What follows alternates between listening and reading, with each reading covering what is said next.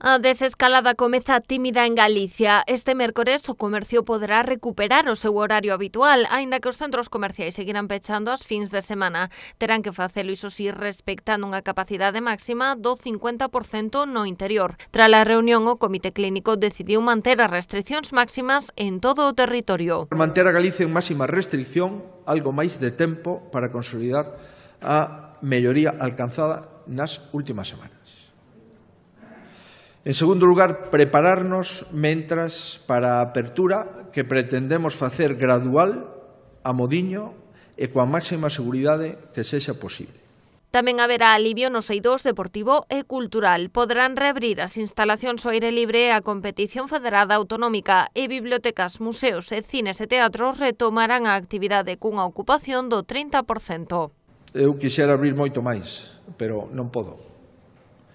Quixera abrilo máis rápido, igual que a maioría de todos vostedes, pero non podemos. Nin podo nin podemos. Os datos da pandemia son mellores, pero a melloría é insuficiente. Por iso, o Comité Clínico decidiu agardar e a desescalada non chegará aínda a hostalería, as reunións con non conviventes e a mobilidade entre concellos. Ademais, a Xunta traballará co sector hostaleiro para definir un protocolo de cara á reapertura que contemple a creación dun rexistro de entrada dos clientes.